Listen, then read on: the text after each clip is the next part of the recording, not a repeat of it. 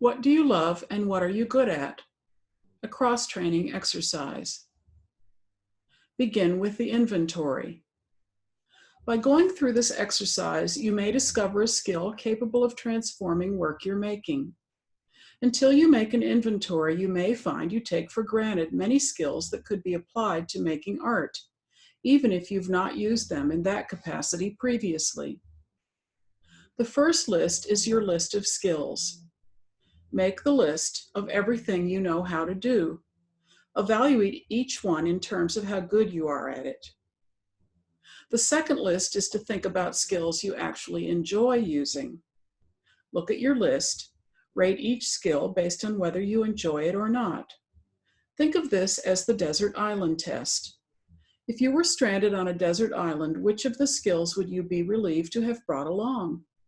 Which ones would make your heart sink because you're so bored with them? The third list is the list of skills that need further development. What do you wish you knew how to do, but you don't? What skills do you wish you could improve when you revisit your first list? The third part of the exercise is to write a list of skills you want or need to learn, and then another list of skills that need strengthening. Please be honest with yourself. You may think you want to learn to blow glass, but is that a whim you're unlikely to pursue, or one with real energy? Most of us waste a lot of time thinking and talking about what we want to do or might do, sometime later. Do you use this smoke screen to keep from doing something real in present time? Don't delude yourself. Writing is a useful strategy. Make a list of things you'd like to learn. Keep it to yourself for now. Read it every few months. You'll either find yourself inching closer to one of the skills on the list, in which case it's probably time to commit to learning it, or the idea will lose its animation. If there ever was juice, it dried up. Cross that one off the list. A regular inventory is very important. Don't let a bunch of stale, maybe someday ideas occupy your head when space is at a premium. Keep your energy, commitment, and stamina reserves fluid and in real time. Perfection. What does perfection look like? Close your eyes. Imagine yourself using skills you love and have mastered. Can you quantify what it would take in order to be completely satisfied and in love with something you made? How close are you to being there? Do you believe it's possible? One of the most important parts of this exercise is to notice what you are thinking behind what you are writing. Our thoughts are related to our reality. If you don't believe you're capable of achieving perfection, this is a good time to ask yourself why. Because no matter how much someone else believes in you, and that includes me, perfection will never occur if you don't believe it yourself.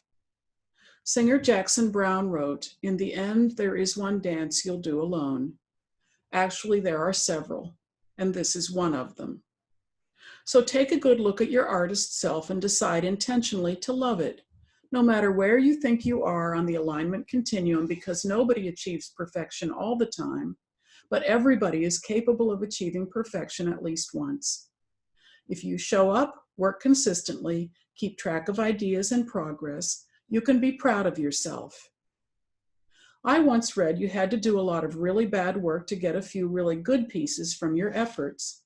I think that's probably right, no matter which direction your creative inclinations lead. But it doesn't hurt to know what perfection looks like. It will make it easier to recognize later when you see it happening right before your eyes. What if you've achieved perfection in the past, but now those skills no longer engage you, like my friend, the expert quilt piecer who was through with piecing? That's a fortuitous, scary, vulnerable place to be. On one hand, you know you were capable of perfection or close to it. On the other hand, what the heck happens now? There aren't easy answers. There are, however, a few questions.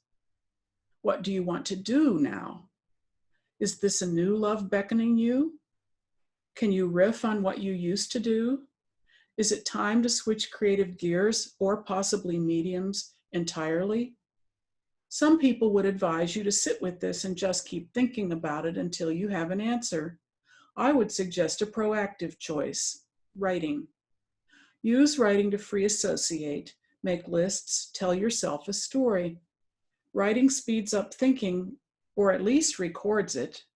Later, you can look again and push back against what you wrote, or maybe embrace it. The dispassionate viewer.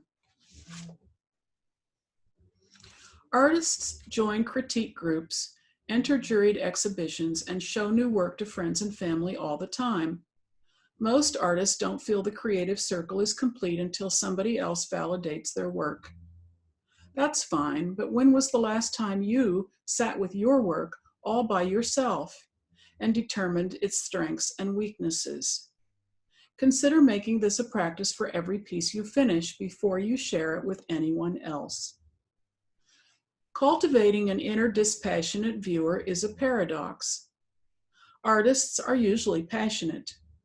That's the painful, gloriously personal side of making art. But cultivating an ability to analyze work impersonally is beneficial. Reviewing strengths and weaknesses doesn't shut working down. It doesn't mean you're a no-good nobody. Distancing enhances your ability to believe your work can improve with time and practice. And it is also the dispassionate armor that keeps someone else's opinions from piercing you. It's another strength training exercise. A therapist once told me that most people can deal with anything as long as it's the truth. We flourish when our realities are validated, because then we're standing on solid ground. Take jurying, for example. Jurors are human beings. If you think they don't have personal preferences and biases that affect the show they choose, you're naive. Recognizing this makes it so much easier to handle rejection. If jurors wrote comments on work that was rejected, you would be fine if the notes on your piece said, "I didn't like the color," or "I wasn't crazy about the subject matter," because that's not about you. That's about someone else's personal preference. Okay, fair enough, I guess. However, if the note said, "poorly constructed," or "study color theory and try again," your feelings might get hurt, because the truth hurts. So why wait to hear the truth from someone else in a setting you could have avoided? Toughen up. Sit with your own work. Figure out what's working and what isn't. It will lead you back to what you love and what you're good at. Alignment. Check it out. Practice sitting with your work and studying it dispassionately. Review a completed piece on hand in the studio. Analyze a piece you really like based on alignment, strengths, weaknesses, and even perfection. Write your comments down. Perfection not required. Acknowledging what really worked and what you would do differently if you had to do it again is enough. Then take a shot at a piece that disappointed you. The more you do it, the easier it gets, and the more you realize that you're actually pretty balanced after all. Artists respond. Judy Cook created a piece which she described as a collage based on a photograph. I pixelated the photo in Photoshop and gave it a cross-hatched appearance, and then I glued it to a canvas and hand-colored it. It's a picture of my mom's first perm for graduation during the Depression years. She's standing with a friend holding hands, and they have on long white dresses. One of them has on red boots. Her perm was paid for with chickens and cabbages. The picture is of her with her sister, actually, and they're wearing their graduation dresses. They're surrounded with sunflowers. The strength of the piece is that I like the surrealism. I like the text that draws the viewer's attention into the picture and makes everyone look closer. I like the way the girls look as though they're standing on a piece of music. There's a lot of movement in the sunflowers, and I like the color balance in the blues and yellows. I like the little spot of red on the cowboy boots. But I also think there are weaknesses. Parts of the composition look pasted together. It could flow better and be more cohesive. I'm not sure about using the photograph. Maybe I need to redo this and make it a drawing. The text is computer generated and no one likes their own handwriting, but in this case, maybe the composition would work better if it was my writing telling the story. As far as alignment, I would like to explore further combining text and images to tell stories. If I were to do this piece again, I would change the sunflowers to cabbages. The story's about cabbages anyway, so it would make more sense. I would use a smaller text and probably do my own handwriting. I'd do some stitching around the flowers. I like the stitching, but more of it would create a texture. And if you have a copy of Creative Strength Training, a picture of this piece is on page 78. Deborah Franzini wrote, "As weeks progress, it's harder for me to write thoughts on the current week's lesson separate from the whole.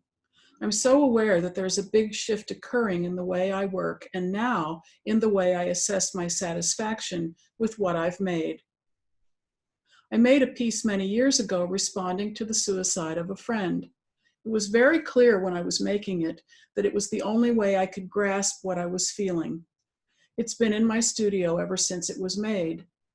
Several weeks ago, I chose to cut it into sections. It was like taking an artist's leap of faith, that it would come together in a new form instead of ending up in the trash. I know for myself that the new arrangement isn't complete.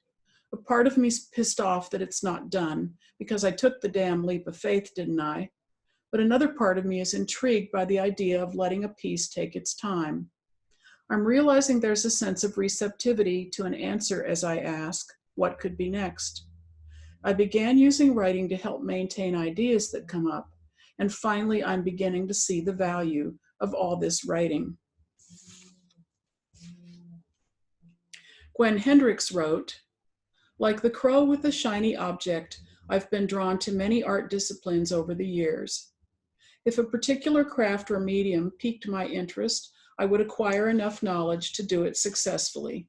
Thus, my skill set is broad and varied. I agree that striving for perfection means getting really good at a skill. Mastery of tools and techniques has been my regular practice throughout my art journey. That said, my view of perfection agrees with this quote from Michael J. Fox.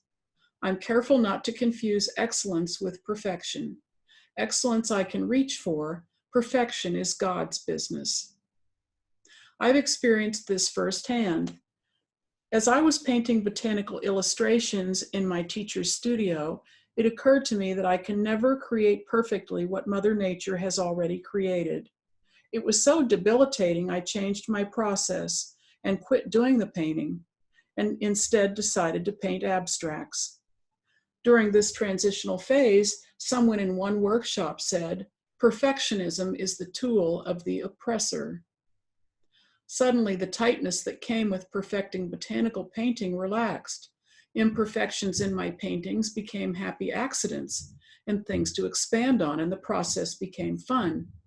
For me, the pursuit of perfection as it relates to my work is limiting, boring, and debilitating, a relentless pursuit for something that is not attainable. Therefore, for me, the greatest perfection is imperfection.